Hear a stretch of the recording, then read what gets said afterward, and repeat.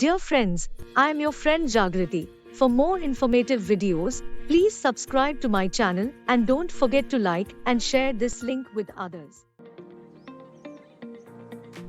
ಹೇ ರಾಧಾ, ಬಾ ಇಲ್ಲಿ. ಇವತ್ತು ತುಂಬಾ ಬಿಸಿಲಿದೆ ಅಲ್ವಾ? ಹೌದು, ನಾನು ಕೂಡ ಹಾಗೆ ಅನ್ಕೊಂತಾ ಇದ್ದೆ ರಾಧಾ. ಕಮಲಾ, ನೀನಿವತ್ತು ಕೇಂದ್ರ ಸಭೆಗೆ ಹೋಗಿದ್ಯಾ? ಹೌದು ರಾಧಾ, ನಾನು ಕೇಂದ್ರ ಸಭೆಯನ್ನ ಈಗಷ್ಟೇ ಮುಗಿಸ್ದೆ. ಸಾಲದ ಅರ್ಜಿಗಾಗಿ ನನ್ನ ಎಲ್ಲಾ KYC ದಾಖಲೆಗಳನ್ನ ನಮ್ಮ ಗುಂಪಿನ ಲೀಡರ್ಗೆ ಕೊಟ್ಟು ಬಂದೆ. ಅಯ್ಯೋ ಕಮಲಾ, ನೀನ್ ಹಾಗ್ ಮಾಡ್ಬಾರ್ದಿತ್ತು. ಏನಾಯ್ತು ಕಮಲಾ, ಯಾಕೆ ಇಷ್ಟೊಂದು ಗಾಬರಿಯಾಗಿದ್ಯಾ?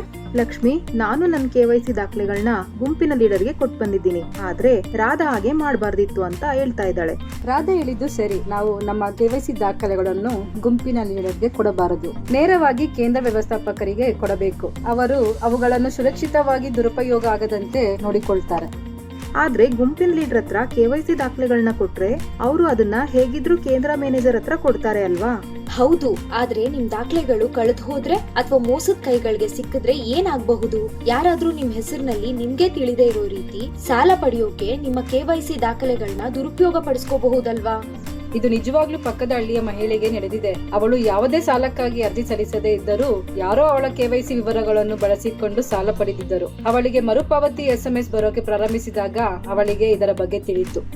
ಅಯ್ಯೋ, ಈ ತರ ಆದ್ರೆ ತುಂಬಾ ಕಷ್ಟ. ನಾನು ಇದರಿಂದ ಹೇಗೆ ಸುರಕ್ಷಿತವಾಗಿರಬಹುದು?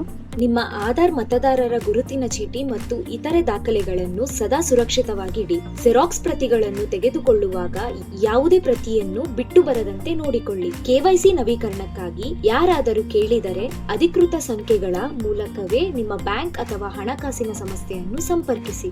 ಅಪರಿಚಿತ ಫೋನ್ ಕರೆಗಳು, ಸಂದೇಶಗಳು ಅಥವಾ ಲಿಂಕ್ಗಳಿಗೆ ಸ್ಪಂದಿಸಬೇಡಿ. ವಂಚಕರು ಈ ಮೂಲಕ ನಿಮ್ಮ ಮಾಹಿತಿಯನ್ನು ಕದಿಯಲು ಪ್ರಯತ್ನಿಸುತ್ತಾರೆ. ಲಕ್ಷ್ಮಿ, KYC ನವೀಕರಣದ ಬಗ್ಗೆ ಬಂದಿರುವ SMS ನಿಜವಾದದೋ ಅಥವಾ ವಂಚನೆಯೋ ಅಂತ ನಾವು ಹೇಗೆ ತಿಳಿಯೋದು? ವಂಚನೆಯ SMS ಸಾಮಾನ್ಯವಾಗಿ ತಪ್ಪುಗಳಿಂದ ಕೂಡಿರುತ್ತದೆ. ಅನುಮಾನಾಸ್ಪದ ಲಿಂಕುಗಳು ಅಥವಾ ಅಪರಿಚಿತ ಸಂಖ್ಯೆಯಿಂದ ಬರುತ್ತದೆ. KYC ತುರ್ತಾಗಿ ನವೀಕರಿಸಬೇಕು ಅಥವಾ ಖಾತೆ ನಿಷ್ಕ್ರಿಯಗೊಳಿಸಲಾಗುತ್ತದೆ ಎಂದು ಬೆದರಿಕೆ ಹಾಕಿದರೆ ಅದನ್ನು ನಂಬಬೇಡಿ. ಬ್ಯಾಂಕುಗಳು ಮತ್ತು ಹಣಕಾಸು ಸಂಸ್ಥೆಗಳು ಯಾವುದೇ ಸಂದೇಶಗಳು ಅಥವಾ ಕರೆಗಳ ಮೂಲಕ KYC ನವೀಕರಣವನ್ನು ಕಡ್ಡಾಯವಾಗಿ ಕೇಳುವುದಿಲ್ಲ.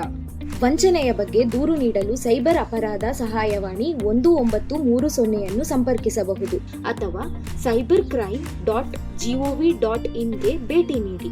ಇದು ನನಗೆ ಗೊತ್ತೇ ಇರಲಿಲ್ಲ. ಇಂದಿನಿಂದ ನಾನು ಜಾಗೃತರಾಗಿರ್ತೀನಿ ಮತ್ತು ನನ್ನ KYC ದಾಖಲೆಗಳನ್ನ ಸುರಕ್ಷಿತವಾಗಿ ಇಟ್ಕೋತೀನಿ.